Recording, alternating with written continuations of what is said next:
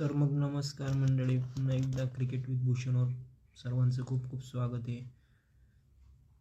तर कालचं काही लाईव्ह करायला जमलं नाही मला, सॉरी सर्वांना त्यासाठी. तर आज एकदम जबरदस्त टॉपिक घेऊन आलेलो आहे. जसं की सर्वांना माहितीच आहे, समोर राक्षस दिसतोय. राक्षस हा सोपा नाही. हा राक्षस आतापर्यंत इंडियाला खात होता, छोट्या मोठ्या टीमा खात होता. यावेळेस त्यांनी हद्दच केली. त्याने डायरेक्ट बॅसबॉललाच खाऊन टाकलं. इंग्लंडलाच खाऊन गेला हा. इंग्लंडला थोडं थोडं फार नाही खाल्लं यांनी, पूर्ण एकदम कच्चं खाऊन गेला हा माणूस. म्हणून ह्याच्याबद्दल बोलायसारखं आज खूप आणलेलं आहे मी. याचे म्हणजे आज एक गोष्ट झाली की स्टार्टिंगला इनिंग वगैरे स्टार्ट झाल्या दोघं टीमच्या वगैरे. फर्स्ट म्हणजे काल मॅच स्टार्ट झाली त्यात बरंच होतं नाही का. म्हणजे इंग्लंडनी स्टार्टिंगला 172 172 रन्स केले. यामध्ये इतके काही इनिंग कोणाची खास नव्हती. Ollie Pope 46, Harry Brook 52, Jamie Smith हा भारी खेळतो आहे, याला माहिती ऑप्शन येणार आहे जेमी स्मिथ. बाकी काही कोणी खेळलं नाही. इथं मिचेल स्टार्कचा 7 विकेट. ह्या मिचेल स्टार्कच्या नावासमोर काहीच वाटत नाही. ठीक आहे. ह्या 7 विकेट इम्पॉर्टंट ह्या गोष्टीसाठी आहे की ह्या मॅचमध्ये हेझलवूड आणि पॅट कमिन्स पण नव्हता, म्हणून तो 7चा जो आकडा आहे ना तो खूप इम्पॉर्टंट आहे. म्हणून ही one of the greatest bowling म्हणून आपण, ग्रेटेस्ट तशी काही बॉलिंग म्हणू शकतो आपण. कारण इथं बघा, स्कॉट बॉललँड रेग्युलर चान्सेस नाही भेटत. ब्रँडन डॉगेट नवीनच प्लेअर होता, म्हणजे पहिलीच मॅच होती डेब्यूटची. नंतर नेथन लायन एक्सपिरियन्स आहे पण पिच परतचं होतं ना. आणि कॅमरॉन ग्रीन ऑलराऊंडर आहे किती बी म्हटला तरी. मग 1 ओव्हर 10 म्हणजे काहीच नाही ना. सगळा प्रेशर मिचेल स्टार्कवर होता. 1 मॅन आर्मी होता, 1 मॅन. आणि पूर्ण 1 मॅन शो केला त्यांनी.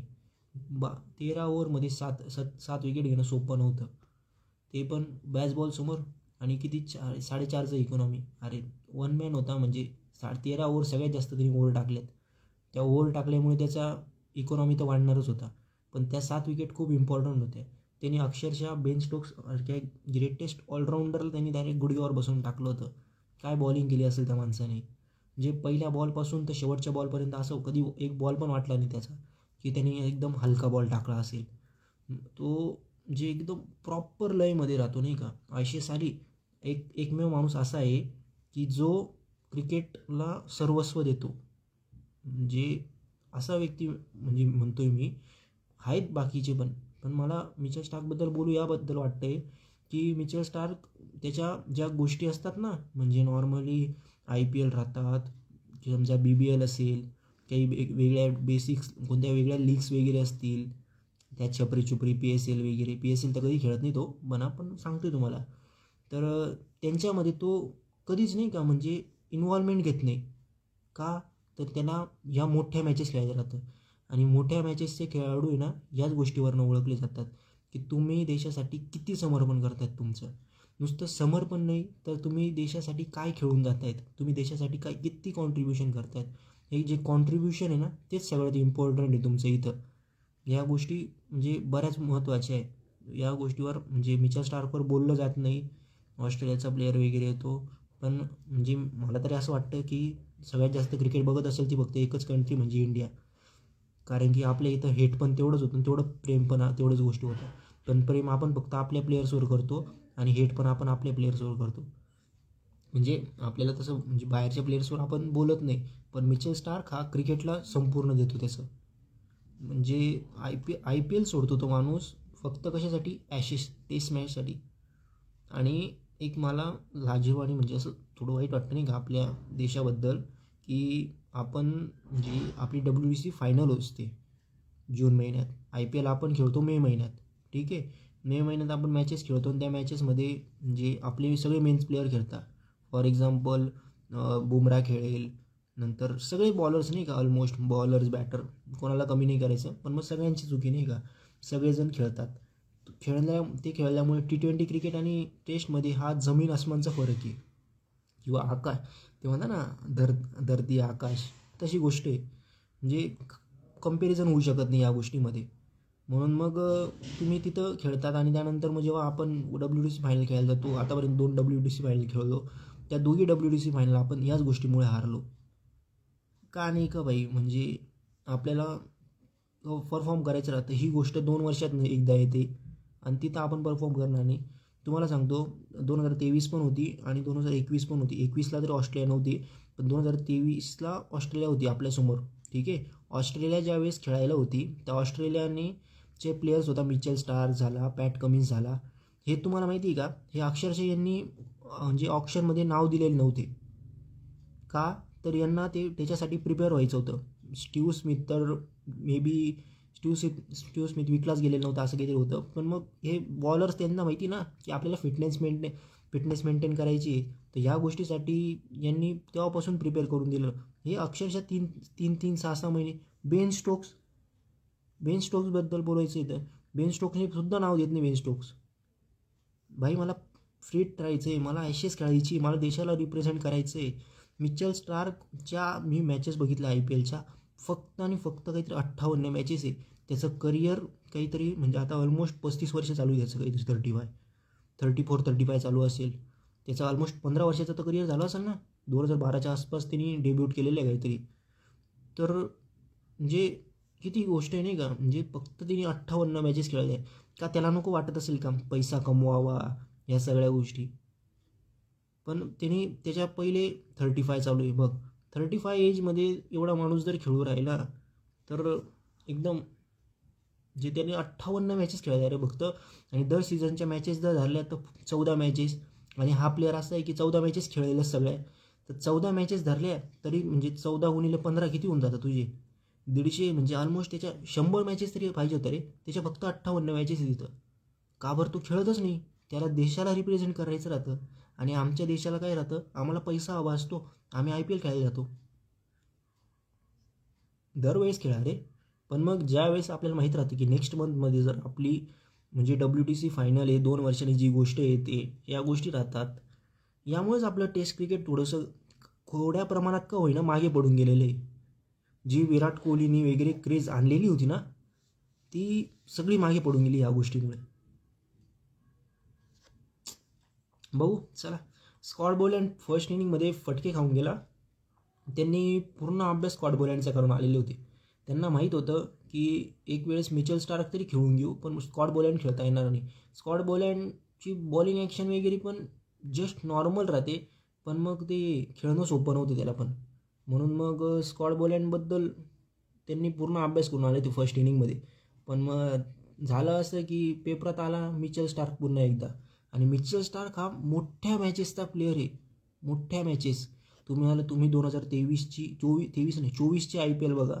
2024च्या IPLला त्यांनी पूर्ण सीझन नाही खेळला रे तो माणूस. पूर्ण सीझनमध्ये त्यांनी परफॉर्म नाही झाला. तो खूप झाला, ट्रोल झाला. म्हणजे मोठा प्लेअर असं झाला तसं झालं. पण त्यानंतर भाई आला आणि परफॉर्म फायनल नॉकआउटमध्ये परफॉर्म करणं सोपं नसतं. नॉकआउटमध्ये मोठ्यांना घाम फुटतो. तिथं हा माणूस परफॉर्म केला. जिथं ट्रेव्हिस हेड अभिषेक शर्माने पूर्ण सीझन गाजवला होता, तिथं त्यांना शांत बसवलं रे. म्हणजे ते हैदराबादची टीमने पूर्ण दहशत केली होती, दहशत. तर त्या दहशतला पूर्ण शांत करून टाकलं या माणसाने.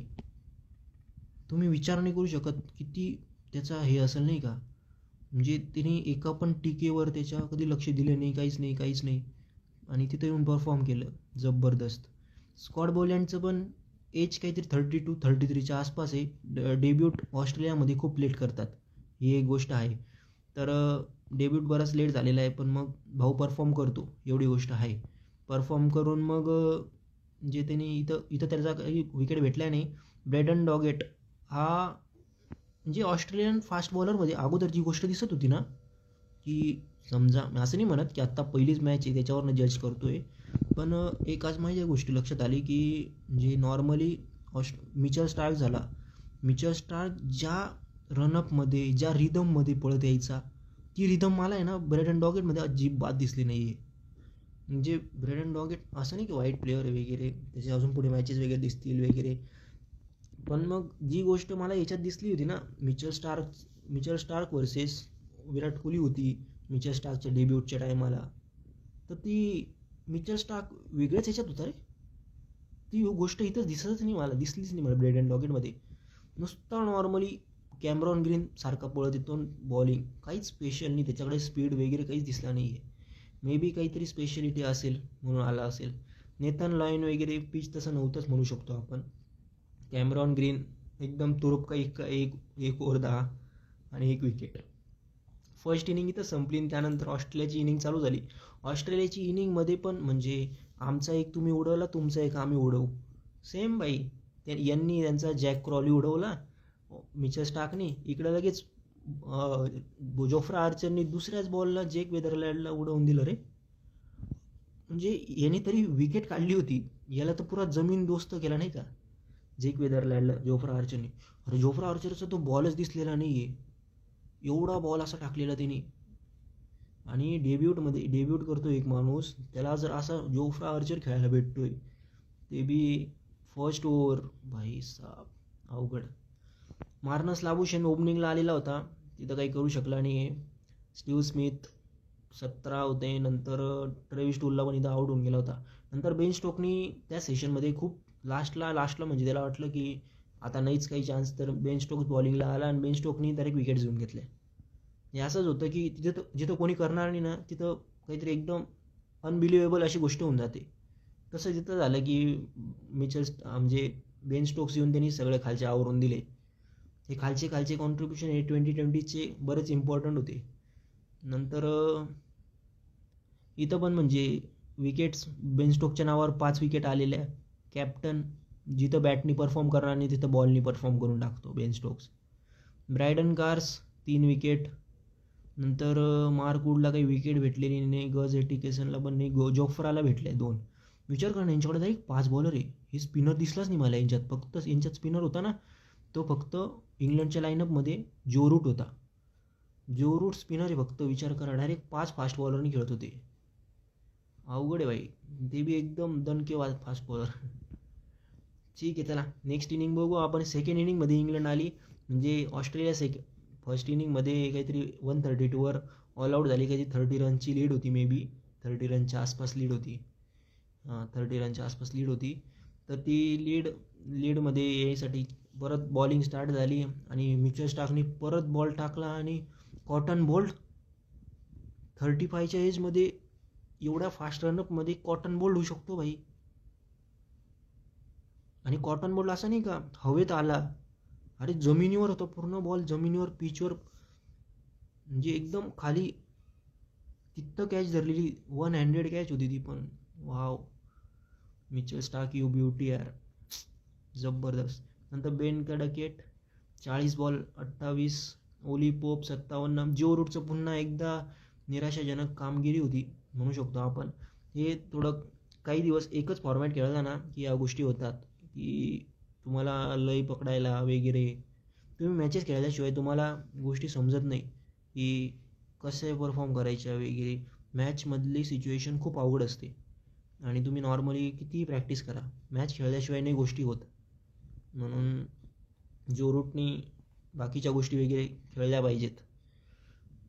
अजून हॅरी ब्रूक डायरेक्ट स्कॉट बोलँड, बोललो होतं ना मी, स्कॉट बोलँडला यांनी थोडं नंतर हलक्यात घेऊन घेतलं. नंतर स्कॉट बोलँडच आला आणि 4 विकेट घेऊन गेला. बसले बोंबलत इंग्लंडवाले. मिचेल स्टार्कने पुन्हा 3 विकेट घेतल्या आणि त्या 3 विकेटसोबत यांचं डायरेक्ट 10 विकेट कंप्लीट झाल्या मिचेल स्टार्कच्या. स्कॉट बोलँडला फर्स्ट इनिंगमध्ये हलक्यात घेतलं, दुसऱ्या इनिंगमध्ये दिला ना घोडा लावून, दिल्या 4 विकेट. Brydon Doggett 3 wicket. या इनिंगमध्ये ही सगळी ऑस्ट्रेलियाने पूर्ण स्ट्रॅटेजी केलेली होती, कारण की इंग्लंड समोर बॉल दिले की इंग्लंड मारायच्या मूडमध्येच होती पूर्ण. यायची आणि ठोकायची. इंग्लंड थोडा पण विचार करत नव्हती की विकेट जाणार वगैरे, ह्या काहीच विचारत नव्हती. पूर्ण बॅसबॉलच्या मूडमध्ये होती. यायचं आणि मारायचं यात विचारमध्ये होती इंग्लंड. म्हणून मग तिथंच थोडीशी फसलेली दिसली मला इंग्लंड, की थोडा एक टेस्ट क्रिकेट आहे ते तुमचं, ODI T20 नाही होती, थोडा विचार केला पाहिजे होता. बॅसबॉल ठीक आहे तुमचा, तुम्ही टेस्टला 1 डे करून टाकला आहे पण नको रे, टेस्टची मजा घालवून देणार तुम्ही यामुळे. आणि तुम्ही याचमुळे तुमची 2-3 वर्षापासून लागून गेलेली बॅसबॉल म्हणता तुमची 1 मॅच चांगली जाते आणि 10 मॅच खराब होत आहेत. नका असं करू. तर ब्रँडन डॉगेटला इथं तीच स्ट्रॅटेजी वापरली होती की सगळे बाउन्सर टाकायचे आणि बाउन्सरवरच हे ऑलमोस्ट विकेट भेटले 3. नंतर कॅमेरॉन ग्रीन तर काही भेटलं नाही, इथं बॉलिंगला आलाच नाही लायन. हां, नंतर तो की ह्या इनिंगमध्ये ऑस्ट्रेलियाचे येईल, म्हणजे ओपनिंगला तर जेक वेदरलँड तर होताच. हां, तर मला असं वाटलेलं की मार्नस लॅबुशेन येते. नंतर होऊन ओपनिंगला येईल तो उस्मान ख्वाजा येईल. यांनी डायरेक्ट गुगली टाकून दिली, डायरेक्ट ट्रेव्हिस हेडला ओपनिंगला. आणि ज्यावेळेस ट्रेव्हिस हेड ओपनिंग ते डायरेक्ट ते आपल्या विरुद्ध WTCला वापरलं होतं ना स्ट्रॅटजी, म्हणजे आतापर्यंत ओपनिंग कशी चालायची यांची, डेव्हिड वॉर्नर आणि उस्मान ख्वाजा. आणि यांनी WTCला काय केलं होतं, डेव्हिड वॉर्नर आणि ट्रेव्हिस हेड यांना माहिती होतं इंडिया ट्रेव्हिस हेडला घाबरते, म्हणून जो ट्रेव्हिस हेड स्टार्टिंगपासून जो प्रेशर घालवून देईल खतरनाक, तेच झालेलं इथं पण. ट्रेव्हिस हेड आला आणि ट्रेव्हिस हेडनी स्टार्टिंगला काहीतरी बॉल खेळले रे फक्त, नंतर त्यांनी जो धुमाकूळ घातला, त्यांनी कोणालाच सोडलं नाही, कोणालाच नाही. काहीतरी त्यांनी 36 बॉल नाही, 36च होती वाटतं, मे बी 36 का 35 बॉलमध्ये 50 मारलेली.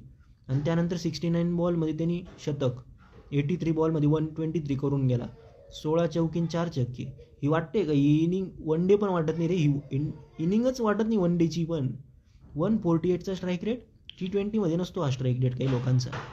तो गोबर आझम आजच्या श्रीलंका विरुद्ध मॅच होती, म्हणजे हा खेळून गेला टेस्टमध्ये T20, ठीक आहे. ट्रेव्हिस हेड, मार्नस लाबुशेननी खेळली 49मध्ये 51, म्हणजे टेस्टमध्ये हा वन डे खेळून गेला. आणि तो गोबर आझम T20मध्ये टेस्ट खेळून गेला आहे, काहीतरी 7 का 8 रन काहीतरी 12 बॉलमध्ये असे काहीतरी केले त्यांनी. तेच भाई, हा T20 पण इनिंग वाटत नाही ही. नंतर जेक वेदरलँड 14, हा थोडासा हिचा इंटेंट चांगला दिसला आज. नंतर मार्नस लाबुशेन, भाई हे दोघांची ना इनिंग पाहून ना मला एक तो 21चा आपला 23चा वर्ल्ड कप आठवत होता. हे दोघंच तिथं, त्यांनी यांनी 50 मारले आणि त्यांनी शतक मारलेलं. स्टीव्ह स्मिथ नंतर काय येऊन फक्त आवरायचं होतं. सगळ्यांनी फटके खाल्ले, कोणालाच कमी जास्त नाही. फक्त गज एटिकेशन यांनी कमी खाल्लेले थोडेसे. जोफ्रानी बी फटके खाल्ले, 8-45 मस्त, कोणालाच सोडलं नाही. इथं कॅप्टनला माहीत होतं इथं फटके बसू राहिले, इथं कॅप्टनच सरकून गेला बाजूला. 2 ओव्हरीत 18-9च्या याने फटके खाल्ले होते. तर काही नाही मित्रांनो, तर अशा प्रकारे यांनी डायरेक्ट फर्स्ट स्टेज जिंकून घेतली. फक्त आणि फक्त काहीतरी किती ओव्हर टाकले यांनी, फक्त 26 नाही, सॉरी गाईज, ओव्हर कुठे गेली, there will no over showing.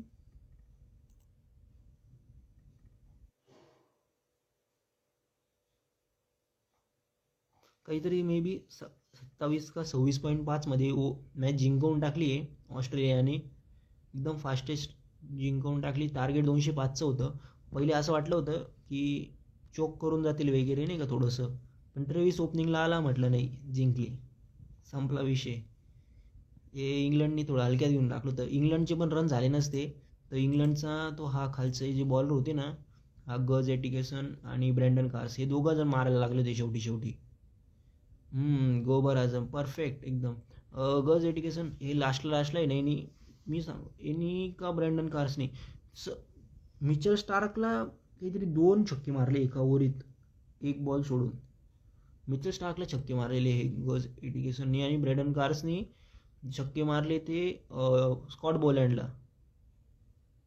म्हणजे पूर्ण इंटेंट दोघं जण खेळले. हे दोघांनी रन नसते केले ना तर हा स्कोअर 205 पण नसता, 150च्या आसपासच काहीतरी असता. त्या दोघांची पार्टनरशिप होती 50 रनची, त्यामुळे झालेली. ठीक आहे, चला आपण आजचं बघू नक्की. आताच ट्रेव्हिस टूलला जिंदगी हराम कर दी. येस, 36 बॉलमध्ये 50 होती मित्रांनो. प्रिन्सो मेरी, येस गाईज. बघा, retire from T20s to concentrate on test, player of the match in first test. 2 दिवसात मॅच संपली मित्रांनो, ही टेस्ट मॅच. मला असं म्हणायचं आहे की फॉक्स क्रिकेटचं आहे यांचं जे काहीतरी म्हणजे आपलं कसं स्टार स्पोर्ट वगैरे अशा गोष्टी आहे, तसं यांचं फॉक्स क्रिकेट आहे. तर यांचं म्हणजे काही ट्रोल वगैरे या गोष्टी वगैरे हे फॉक्स क्रिकेट सांभाळतं यांचं. ओके. तर हे फॉक्स क्रिकेटनी म्हटलं होतं ज्यावेळेस इडन गार्डन्सवर मॅच होती, त्या इडन गार्डन्सला मॅचला इंडियाने काहीतरी पहिल्या दिवशी इंडिया आणि यांच्या दोघांमध्ये काहीतरी 12 का 15 विकेट्स पडल्या. नाही 12च विकेट पडल्या ते काहीतरी 12 विकेट होत्या वाटतं. 12 फर्स्ट डेला काहीतरी 12 विकेट पडल्या असतील. तर हे काय म्हणतात की म्हणजे पिच खराब वगैरे नाही का, ऑस्ट्रेलियावाले म्हणतात की पिच खराब आहे त्यांचं, म्हणून मग फर्स्ट डे इथं टेस्ट क्रिकेट इज डाय अशी काहीतरी पोस्ट होती ती फॉक्स क्रिकेटची. तुम्हाला दाखवू शकतो मी, 1 मिनिट पण सर्च करून बघूया मे बी.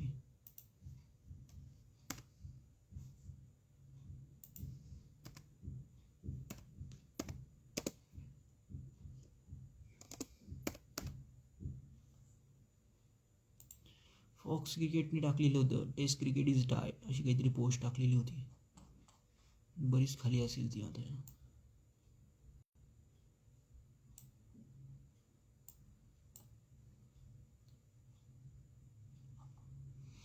तर ते असं बोलले म्हणजे जसं काही आपण नाही का म्हणजे पिच घरून म्हणजे आपण ठरवून घेतो. आता त्यांची कंडिशन असली की त्यांच्या कंडिशनमध्ये कसं म्हणतात की इथं स्विंग होतो, प्रॉपर खेळतात वगैरे, म्हणजे ते करतील ते प्रेम आणि आपण करू ते लफडं, हे असं काही करून टाकलं या लोकांनी नाही का.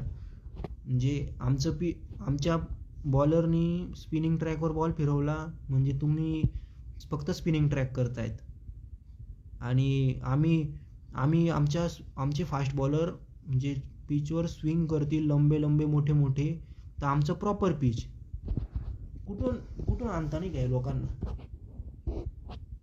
बस काय यार, जाऊ द्या, असो जसं त्यांना विचार करायचा करू द्या, मीच टाक. Everyone is taking about the Ashes India south Africa.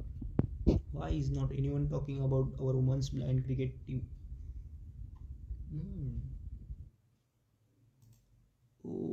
फायनलमध्ये पोचली का? फायनलमध्ये पोचले. Will face Nepal winner the semifinal. पाकिस्तानला हरवून. Okay good.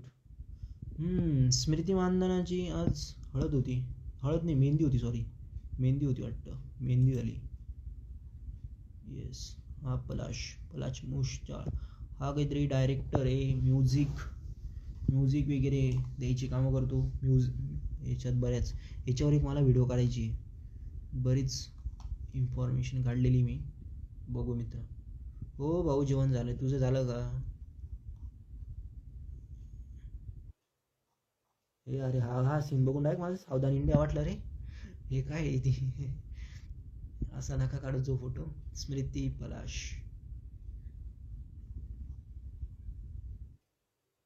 सूर्यकुमार यादव तर रोहित शर्माचा लाडका, त्याला मुंबईचा कर्णधार. शिवम दुबे आणि सरफराज खानला पण मिळाली संधी.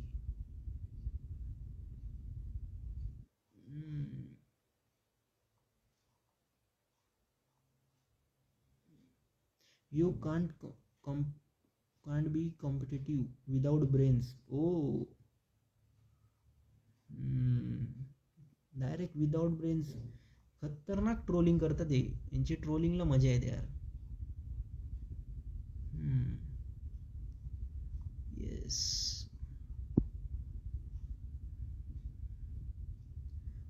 मी काय म्हणतो, Tom Moody on Usman Khawaja being off the ground too long. Poor management beyond joke, like Stark led the attack. We need UC to lead the batting. याचं पण वय काहीतरी अभि रिटायरमेंटच झालेलं आहे, इतकं बी हे नाही आहे. जाऊ द्या मित्रांनो, ठीक आहे. आज ओव्हरऑल हे होतं, आणि इंडिया वर्सेस साऊथ आफ्रिका पूर्णपणे झाकलं गेलं आहे. हे फक्त ॲशेसमुळे झालेलं आहे मित्रांनो, की ॲशेसनी पूर्ण मार्केट खाऊन घेतलं आहे माझ्या मतानुसार. पण मी डिझनी प्लस हॉटस्टार बघत होतो तर त्याच्यावर सगळ्यात जास्त व्ह्यूवरशिप दिसत होती. कोणती व्ह्यूवरशिप दाखवत होती मला तेच कळत नव्हते. म्हणजे एकेका माणसाचे 2-2, 3-3 व्ह्यू दाखवत होती का मला तेच कळत नाही. कारण मी कोणाला पण विचारलं का प्रत्येकजण ॲशेसमध्ये बिझी होता. ह्या मॅचमध्ये लक्षच नव्हतं कोणाचं. तर आज ओव्हरऑल काय झालेलं बघू आपण. 247 रन साऊथ आफ्रिकेने केलेले, 6 विकेट पडलेल्या. फर्स्ट बॅटिंग चालू आहे. नंतर एडन मार्क्रम हा एडाबाई डायरेक्ट 81 बॉल 38 हळूहळू फॉर्मला येतोय. बघू. नंतर रायल रिकल्टन 82 बॉल 35. अरे ट्रिस्टन स्टब्स 112 बॉल 49. याला कुलदीपला खेळताच येत नव्हतं आज. IPL ऑप्शन 16 तारखेला आहे, 16 डिसेंबर. नंतर 112 बॉल 49. याला हा ना म्हणजे पुढे जाऊन खेळत होता, म्हणजे कम्फर्टेबलच नव्हता बिलकुल, तरी बी 49वर पोचला आहे. टेम्बाबाई जॉन बनेगाडॉन 92 बॉल 41. नंतर Tony de Zorzi, Wiaan Mulder. हा मुल्डरला इथं पाठवायचं होतं, तिथला प्लेअर आहे तो. Muthuswami Venugopal Iyer 45 ball 25. Kyle Verne inning चालू आहे, नॉट आउट. ओके. जे उद्या बी कसरत आहेच पुरेपूर. असं मला कावर वाटतंय की हे पूर्ण बॅटिंग पिच देऊन दिलेलं आहे. नाही, बॅटिंग पिच तेच प्लेन विकेट दिलेली आहे पूर्णपणे, की समोरच्या म्हणजे आमचे जे प्लेयर्स आहे यांच्यावर काही नाव यायला नको. एकदम प्रत्येकाने 2-3 शतक. मला असं दिसतंय की आता जेव्हा बी भारताची इनिंग चालू होईल तेव्हा भारताकडनं कमीत कमी 1-2 शतक तरी कन्फर्म येतील. 2 शतक दिसतायच मला. कोणत्या टीमकडनं खेळत भाऊ दादा IPL मध्ये तेंबा भाऊ काय वाटतं तुम्हाला? कोणत्या टीमकडनं खेळला पाहिजे तेंबाची गरज कोणत्या टीमला आहे? नाही, कोणत्या टीमला तेंबाची गरज आहे? हां तेच बरोबर आहे. तर मला असं वाटतंय की या पिचवर यशस्वी जयस्वाल शतक मारू शकतो आणि एखाद वेळेस रिषभ पंत, जड्डू बी एक. अरे CSK मस्त रे. एवढी व्हिडिओ कट करून टाकतो मी माझ्या अकाउंटला. तर मित्रांनो, मला पूर्णपणे बॅटिंग पिच दिसतंय इथं. तरी कुलदीप यादवनी 3 विकेट्स काढलेले आहे. कुलदीपला खेळणं सोपं नाही आहे, ठीक आहे. तर 3 विकेट काढल्या गेलेल्या आहे. वॉशिंग्टनला काही विकेट भेटलेली नाही आहे. नितीशने, मोहम्मद सिराजने एक काढली दिवसाच्या अखेर. बुमराची एक. बुमराचा पुरेपूर पिट्टा पाडता बाई. बुमराचा तुम्हाला माहिती का एक गोष्ट? बुमरा लास्ट ODI कधी खेळलेला आहे? फक्त कोणी सांगून द्यावं, लास्ट ODI बुमरा कधी खेळलेला आहे?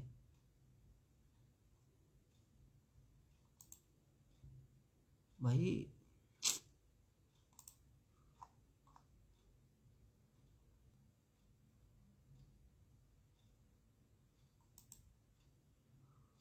बुमरा लास्ट टेस्ट खेळलाय ना, सॉरी लास्ट ODI खेळलाय तो 2023चा वर्ल्ड कप जो हरलो ना आपण, तो खेळलेला आहे बुमरा. त्या गोष्टीला 2 वर्ष झाले. 2 वर्षापासून बुमरानी ODI खेळलेले नाहीये.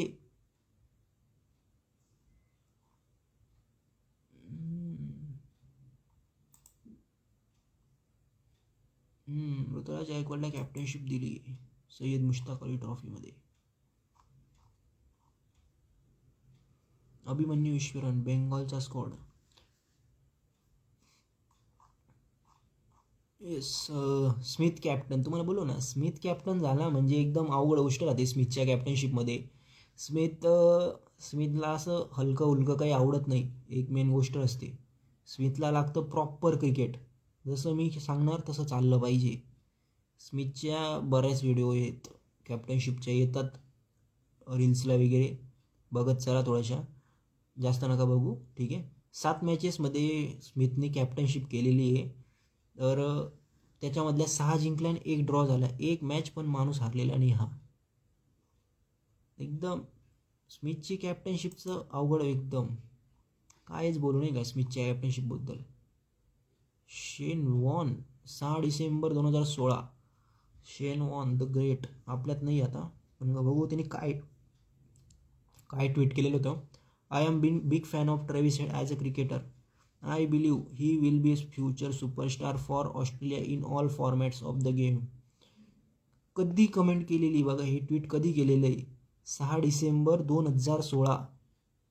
आणि 2016ला ट्रेव्हिस हेड खेळत होता रॉयल चॅलेंजर्स बँगलोरसाठी. RCBसाठी खेळत होता ट्रेव्हिस हेड. त्यावेळेस याने ट्विट केलेलं आहे शेन वॉर्नने. बाई ती गोष्ट खरी झाली.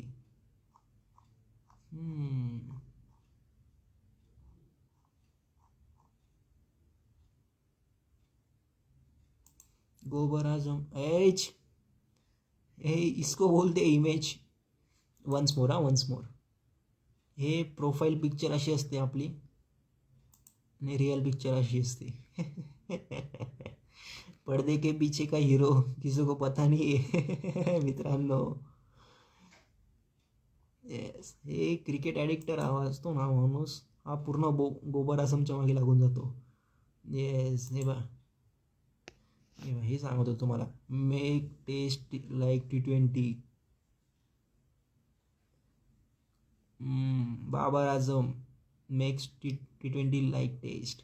बरोबर आहे ना, कोणीतरी T20 खेळतं तर कोणतरी टेस्ट खेळायलाच पाहिजे.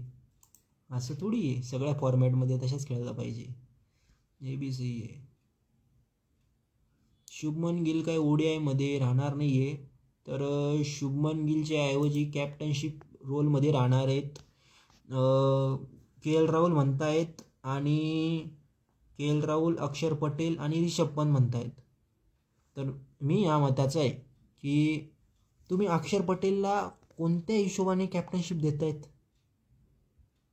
त्याची कॅप्टनशिप त्याच्या फ्रँचाईजसाठीच पण फिक्स नाही आहे, तर तुम्ही कॅप्टनशिप त्याला देतायत इंडियाची. तुम्ही व्हाईस कॅप्टन केला आहे ना, व्हाईस कॅप्टन तुमचा रिषभ पंत आहे ना, तुम्ही रिषभ पंतला देऊन द्या. रिषभ पंत नाही ना, तर तुम्ही KL राहुल एक लास्ट ऑप्शन आहे.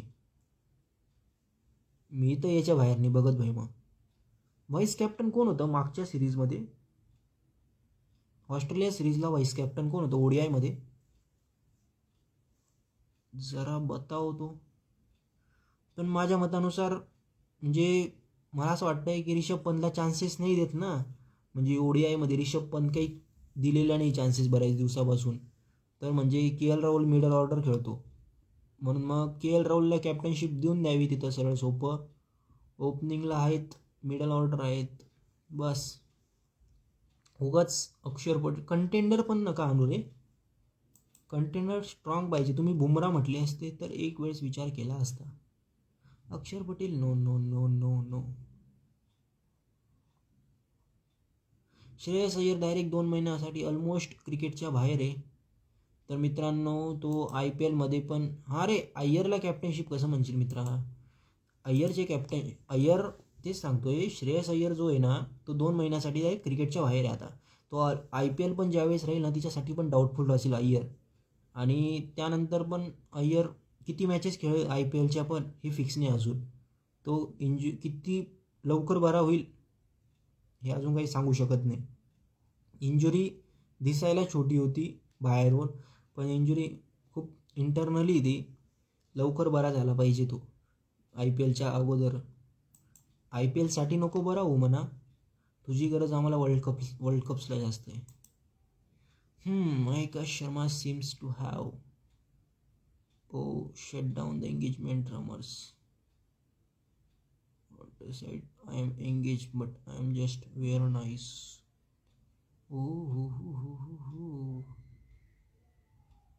No engagement with Hardik Pandya. हे सोबत कसे राहत आहेत मग बिना एंगेजमेंटचं? घरचे मारत बिरत नाही का? डर नहीं लगता का मौत से इनको? येस, अवर गर्ल्स, आपल्या वर्ल्ड कप विनिंग्स गर्ल्स असं काही म्हणू शकतो आपण. सर्वच्या सर्व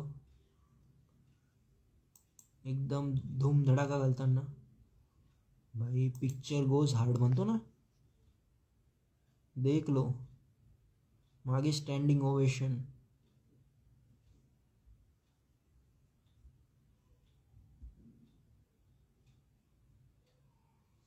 तेच कोण होतं व्हाईस कॅप्टन मागच्या सिरीजला? अक्षर पटेलला व्हाईस कॅप्टन केलं होतं मागच्या सिरीजला.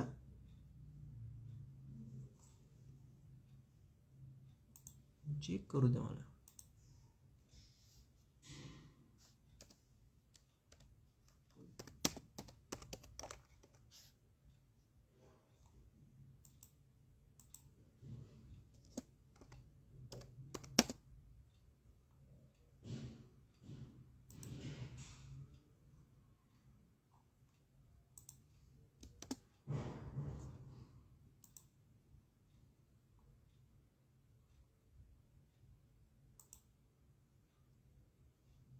अरे शुभमन गिल, सूर्यकुमार ही T20चा होता वाटतं.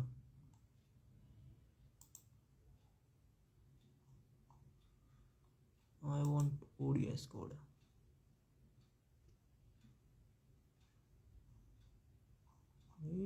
व्हाईस कॅप्टन कोण था रही सर? अरे श्रेयस अय्यर था ना भाई. काय बात करतो? अरे श्रेयस अय्यर होता ना. श्रेयस अय्यर.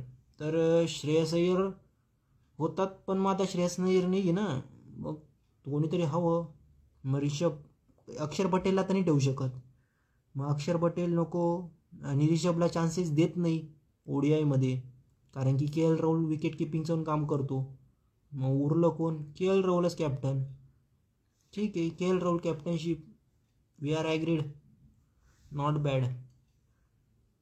प्युअर क्रिकेट म्हणतात ना, ते इंग्लंड आणि ऑस्ट्रेलियामध्ये खेळलं जातं नाही का. खरंच मजा येते त्यांचं क्रिकेट पाहण्यात.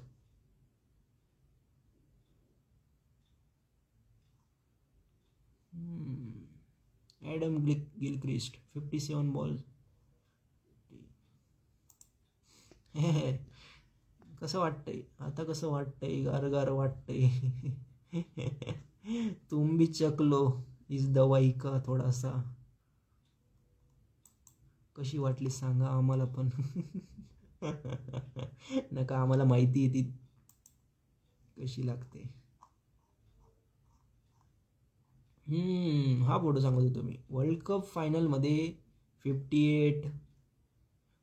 हा डायरेक्ट टेस्ट खेळत होता नाही का तिथं. 110 बॉलमध्ये 58. आणि हा बाय डायरेक्ट पूर्ण मारायच्या मूडमध्ये होता आपली. 120 बॉल 137.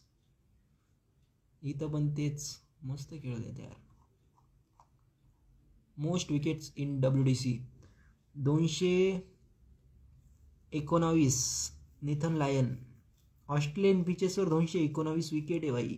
219 मधल्या समजा तुम्ही याच्यात आले, जे एशियन कंडिशनमध्ये आले, याच्यातला किती एशियन कंडिशनमध्ये असतील? 100 एशियन कंडिशन आहे, तरी 119 विकेट बी खूप झाल्या. ऑस्ट्रेलियन पिचेसवर सोपं आहे का? 2 फास्ट बॉलरमध्ये इथं स्पिनर आलाय. 215, 201. मस्त. Shubman Gill miss ODI series against south Africa. Yes guys, हां हेच सांगतोय. ठीक है ना, काय प्रॉब्लेम इधर? प्रॉब्लम क्या है बबुआ? इधर प्रॉब्लम रहना ही नहीं चाहिए. क्या प्रॉब्लम हो सकता है इधर? वेल सेटल बॅट्समन है, कंसिस्टंट रन करतो एकदम. प्रॉमिसिंग आहे, no attitude, no PR, no drama. Just come, hit and go. What is the problem in that? Better than him ना. आंद्रे रसल कोणत्या टीममध्ये जाईल या सीझनमध्ये? कोणत्या टीममध्ये पाठवायचं? काय वाटतं तुला? कोणत्या टीममध्ये पाठवायचं आंद्रे रसल?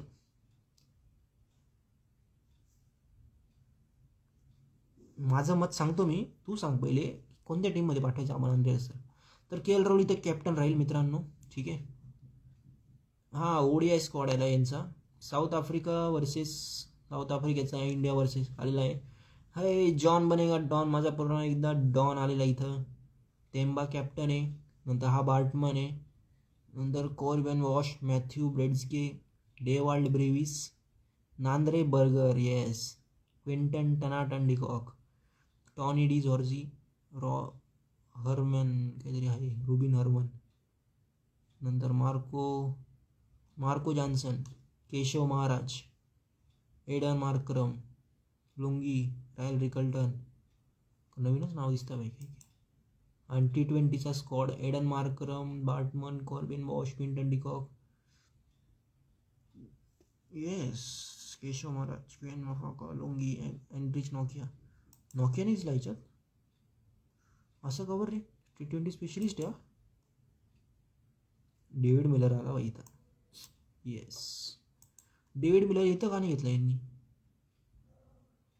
ही येडेच आहे, साऊथ आफ्रिकावाले बी आहे.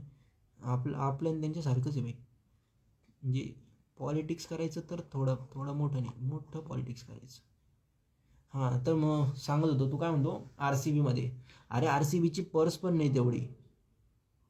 आंद्रे रसल जाणार, तू मोठ्या मोठ्या प्लेयर्सचं नाव घे, मी सांगतो तो कोणाकडे जातील. तर RCBकडे जाणार नाही हा जाईल तर फक्त हे पाय, याला जर KKRला हा पाहिजे असेल तर KKR कॅमरॉन ग्रीनला कमी प्राईजमध्ये भेटला पाहिजे. KKRला जर कॅमरॉन ग्रीन 20 करोड किंवा 25 करोडच्या आसपास जर गेला तर KKRला रसल भेटणार नाही. मग रसल जाईल तो कोणाकडे? CSKकडे, कारण ह्या दोघांकडे सगळ्यात जास्त पर्स आहे. जास्त चान्सेस असे आहे की CSK पूर्ण ऑल आऊट चालली जाईल रसलसाठी, कारण की जास्त गरज CSKला आहे की जो मिडल ऑर्डरमध्ये येऊन म्हणजे फिनिशिंग टच दिला पाहिजे 6 नंबरला येऊन, तुम्हाला बॉलिंग ऑप्शन पण देऊन जाईल. Okay, not problem. सो मला तरी वाटतं आहे की तो CSKमध्येच जाईल. पण मग जर कॅमरॉन ग्रीन स्वस्तात भेटला, मग ते काही सांगू शकत नाही आपण की काय होऊ शकतं. जर कॅमरॉन ग्रीन स्वस्त भेटला तर मग ते रसलला बी घ्यायला कमी करणार नाही, कारण कॅमरॉन ग्रीन फिनिशर नाही आहे. CSKने जाऊच नाही कॅमरॉन ग्रीनच्या मागे. ठीक आहे, ओके. मग हे बऱ्याच गोष्टी. 19 विकेट्स. सो ओव्हरऑल हेच होतं आज. काय आहे भाई, Tim David denied for single to Salt smash next ball hit.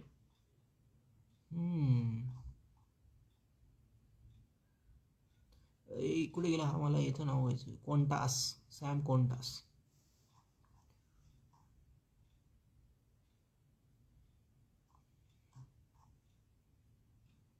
Yes, तर मित्रांनो, that's it for today's. We will come tomorrow. हां, माझी काही इच्छा वगैरे नाही भाऊ, अडकवतोयस का काय मला? माझी इच्छा वगैरे नाही आहे, पण मी सरळ सांगतो, CSKमधून तू दिसणार आहे. मला तरी एकदम गट फिलिंग आहे, कारण CSKचे जो AR श्रीकांत आहे ना, कोणीतरी म्हणजे टीमचं हे बघणार आहे, तर त्यांनी सरळ सांगितलेलं, म्हणजे त्यांनी स्टोरी टाकलेली होती द्रेरस अशी काहीतरी नावाची. त्याच्यावरनं थोडेसे हिंट्स लागतात की वाटतंय की तो CSKमध्येच जाईल. आणि CSKने त्याच्यासाठी पती राणा पण सोडून दिलेला आहे. मेक थोडासा नाही का लॉजिक लावा. So that's it for all out. चला मित्रांनो, तर मग हेच आज पुरता एवढंच सर्व काही होतं. तर मीच्या स्टाफसोबत आज रवाना येऊया आपण. चालेल मग, चला टाटा बाय बाय. चॅनलला आपल्या सबस्क्राईब वगैरे करून घ्या, लाईक वगैरे जाऊन तिथं कमेंट जोरदार ठोकून द्या, तुमच्या मित्रांना वगैरे बी शेअर करा. ओके.